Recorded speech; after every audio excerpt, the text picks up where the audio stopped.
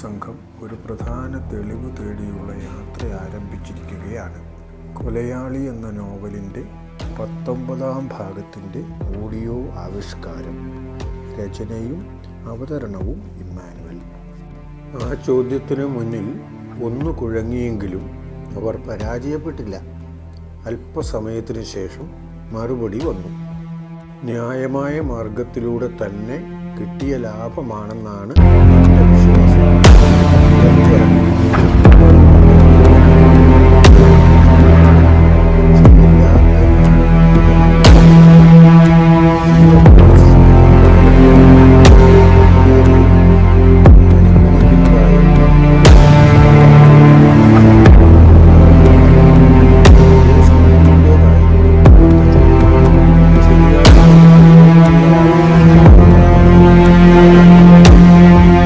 അപ്പോൾ പിന്നെ നിങ്ങളറിയാത്ത എന്തെങ്കിലുമൊക്കെ പ്രവൃത്തികളോ അതുമൂലം ശത്രുക്കളോ അയാൾക്ക് ഉണ്ടാകും. നിങ്ങളുടെ അറിവിൽ അയാൾക്ക് ശത്രുക്കളുണ്ടോ? സമ്പാദിച്ച മാർഗങ്ങളെ പറ്റിയൊക്കെ പറഞ്ഞിട്ടുണ്ടല്ലേ? അപ്പോൾ അതിനിടയിൽ എപ്പോഴെങ്കിലും അങ്ങനെ ആരെങ്കിലും ഉള്ളതായി നിങ്ങളോട് പറഞ്ഞിട്ടുണ്ടോ? സ്ഥലക്കച്ചവടമാകുമ്പോൾ ശത്രുക്കളൊക്കെ ഉണ്ടാകും. പക്ഷേ അതൊന്നും പരസ്പരം ഇല്ലായ്മ ചെയ്യാൻ മാത്രമുള്ള ശത്രുതയായിരിക്കില്ല. കൊന്നു തീർക്കലൊന്നുമല്ല അതിൽ പരാജയപ്പെടുത്താനുള്ള മാർഗം. ന്യായമായി തന്നെ ധാരാളം മാർഗങ്ങളുണ്ടല്ലോ. ചെറിയാച്ചൻ്റെ കാര്യത്തിൽ അങ്ങനെയുള്ള ഒരു ശത്രു ഉള്ളതുകൊണ്ടാണ് അയാൾ ഒരു സുപ്രഭാതത്തിൽ കൊല്ലപ്പെട്ടത്. ജോസ് മാത്യുവിൻ്റെ ചോദ്യത്തിന് ഉത്തരം പറയാൻ അവരൊന്ന് ശങ്കിക്കുന്നതായി തോന്നി. എന്നാലും അധികം വൈകാതെ തന്നെ മറുപടി വന്നു. കച്ചവടത്തിൽ മത്സരമുള്ളതായിട്ട് പറഞ്ഞിട്ടുണ്ട്. അച്ചായനേക്കാൾ കൂടുതൽ പണം മുടക്കുന്നവർ ഈ രംഗത്തുണ്ടെന്നും പറഞ്ഞു കേട്ടിട്ടുണ്ട്. അവരോടാരോടെങ്കിലും അച്ചായനോ അവർക്ക് അച്ചായനോടോ ശത്രുതയുള്ളതായി ഞങ്ങളോട് പറഞ്ഞിട്ടില്ല. ചെറിയാച്ചൻ്റെ അനിയൻ ഉമ്മച്ചൻ എങ്ങനെയുണ്ട്? പണ്ട് മുതലേ കൊമ്പൻ മീശ വെച്ചായിരുന്നോ നടപ്പ്? പെട്ടെന്ന് ചോദിച്ച ആ ചോദ്യം റോസക്കുട്ടിയെ ഒന്നുകൂടി വിഷമത്തിലാക്കിയോ? ഇല്ലായിരിക്കും. എന്നാലും ഒന്നും ഒളിച്ചു വയ്ക്കാതെ തന്നെ അവർ മറുപടി പറയുന്നുണ്ടെന്ന് അവരുടെ മുഖഭാവം വ്യക്തമാക്കി. എന്നെ കെട്ടിക്കൊണ്ടുവരുന്ന കാലം മുതൽ തന്നെ അവൻ അങ്ങനെയാണ്. അന്ന് കുരുവിക്കൂട് മീശയായിരുന്നു. ഇപ്പോൾ അത് മാറ്റി പിരിച്ചു മുകളിലേക്ക് വയ്ക്കുന്ന കൊമ്പൻ മീശയാക്കി എന്നു മാത്രം. അത് കൊള്ളില്ലെന്ന് ഞാൻ പറഞ്ഞിട്ട് പോലും അവൻ സമ്മതിച്ചില്ല. പിന്നെ ഞാൻ നിർബന്ധിക്കുവാൻ പോയതുമില്ല. അതൊക്കെ ഓരോരുത്തരുടെ ഇഷ്ടമല്ലേ. അപ്പോൾ ആ കാര്യത്തിന് ഏതാണ്ടൊരു തീരുമാനമായി.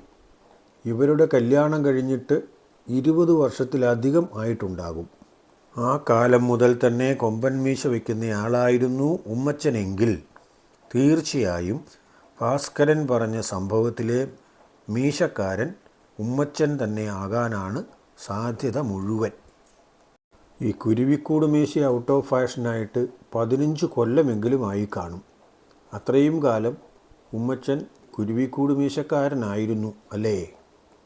അശ്വിൻ 1ാം ക്ലാസ്സിൽ പഠിക്കുന്ന കാലത്ത് മുതൽ തന്നെ ഉമ്മച്ചൻ ഇതേ രീതിയാണ്.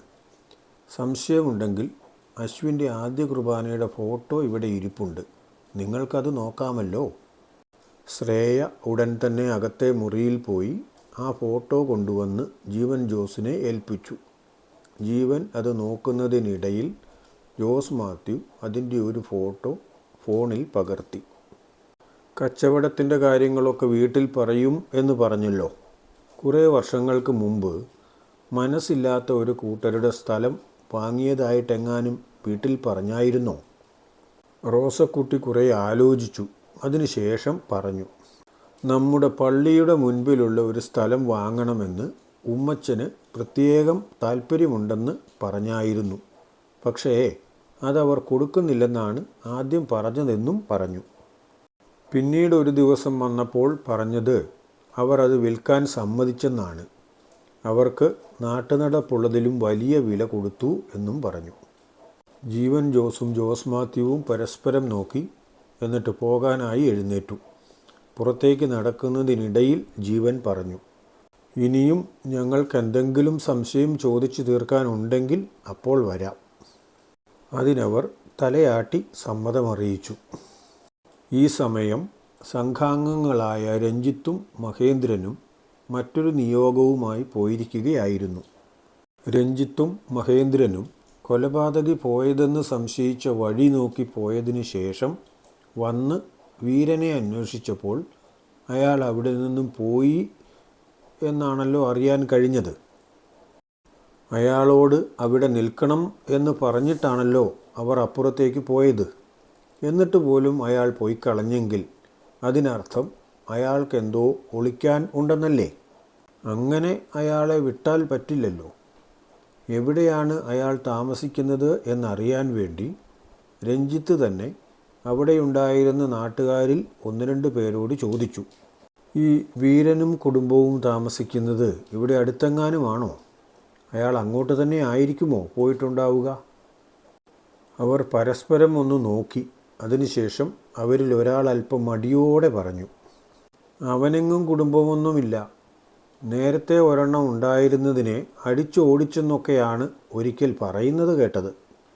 പിന്നെ അവൻ വീട്ടിൽ പോകുന്ന കാര്യം.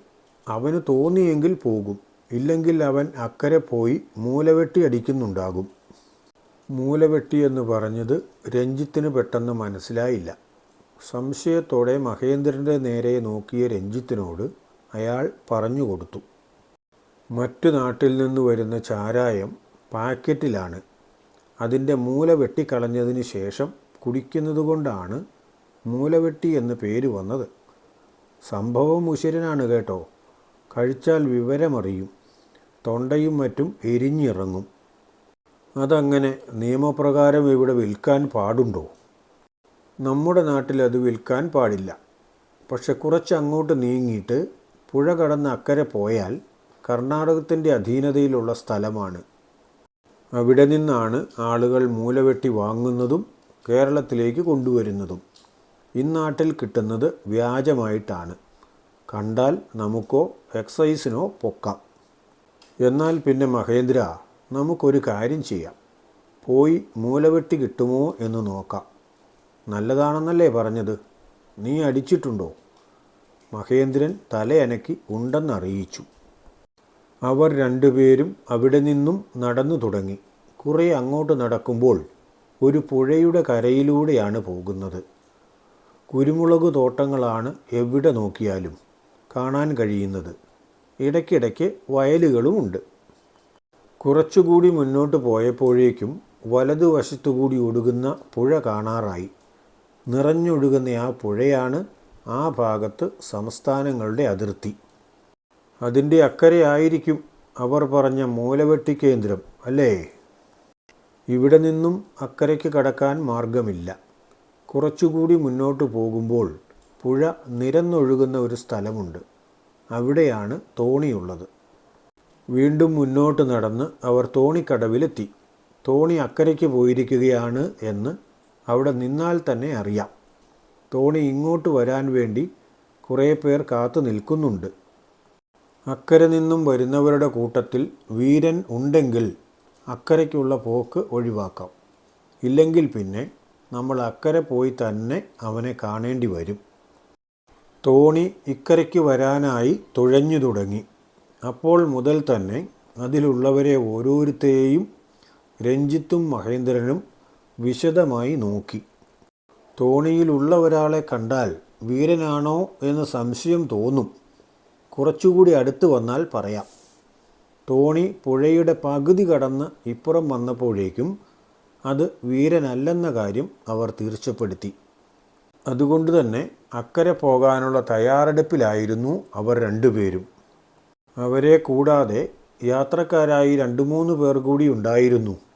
അവരോട് യാത്രയുടെ ഉദ്ദേശം ചോദിച്ച മഹേന്ദ്രനോട് അവർ പറഞ്ഞത്, ഇവിടെ കിട്ടുന്നതിൻ്റെ പകുതി വിലയ്ക്ക് അരിയും മറ്റ് സാധനങ്ങളും അക്കരെ കിട്ടും.